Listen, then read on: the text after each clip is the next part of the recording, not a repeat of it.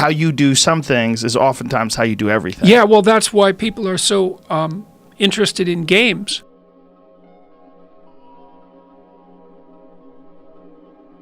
And this is, again, why I'm such an admirer of Piaget, because he knew very well that a game is a microcosm of reality. Yeah. That's why you have to have an explanation for why people like games. Yeah. And I've been talking about this a lot in my lectures too, is you think, well, any game, like any competitive game, soccer is a good example, it's basically a hunting game, okay? Because you're firing a projectile at a target.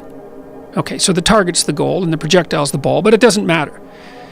So you have teams that are figuring out how to hunt properly. And then you think, well, to hunt properly, you have to put the ball in the net as many times as you possibly can.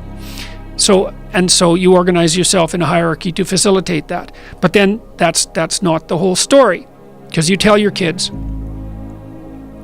doesn't matter whether you win or lose, it matters how you play the game.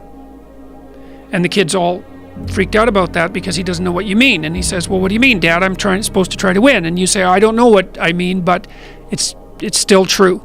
But here's what you mean, is that if you're in a league, you're not trying to win the soccer game. You're trying to win the soccer championship. And to win the championship, you have to win a whole bunch of games. And the rules to win a whole bunch of games aren't the same as the rules to win one game. Like you could go flat out as the prima donna and bend the rules and cut corners and exhaust everyone and win the game and then lose the next 3, because that's a stupid medium to long-term strategy. Or you could be like the superstar and hog the ball all the time and never give your teammates a chance to develop, but then you're injured and your team is out. So that's a stupid strategy too. So you think, well, what you have to do to win the championship is that you have to organize your team so that the best players lead, but that everybody gets developed, and that you play the medium to long-term game in a fair way, in a fair and decent way. Okay, and so you think, well, that's how you win a championship. I talked to a coach a while back, and he said one of the things he did to select athletes was to watch what happened when they scored a goal. And if they were celebrating on their own, in sort of an egotistical way, then that wasn't such a good sign. But if they scored a goal or a touchdown or whatever it was, and their entire team came in and mobbed them and then lifted them up on their shoulders, and they thought, that guy is an athlete. Because not only can he put the ball in the net, but he does it in a way that benefits the entire team. And that's the person you want around for the long run. And so then the goal isn't just to put the ball in the goal. The goal is to put the ball in the goal the largest number of times while simultaneously benefiting as many of your fellow players as you can. Right, but I think your endeavor. That's right. Well, learn how to handle failure. Right. Learn how to handle victory. You want to be expanding your range of skills so that you get better at playing the next game. But then you think, well, even the soccer championship isn't the whole game. Right. Because your life is a whole series of games, of championships of different types. Well, the idea is that championships will come if you continue to excel and get excellent. Yes, and also if people invite you to play. Yes. So there's both of them. So those are the two things. So that's the goal, right? The goal isn't to put the ball in the net. The goal is to get excellent and to be invited to play. Right. And the mechanism is that you put the ball in the goal.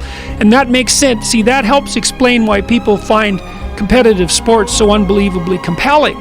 Because you can be cynical about it, and you can say, well, look, there's 50,000 people there watching, somebody kick a spheroid object into a net. Who the hell cares?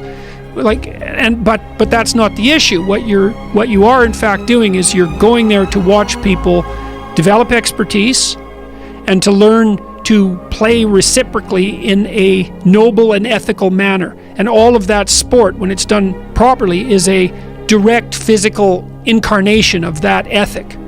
And so it's not surprising that's why people get so excited when they see an athlete do something. Imagine the best thing that you can see at a sports event is someone who does something purely in the spirit of fair play and in a manner that's unbelievably excellent. Wayne Gretzky was very good at that, right? Because he was an excellent sportsman and also unbelievably skilled.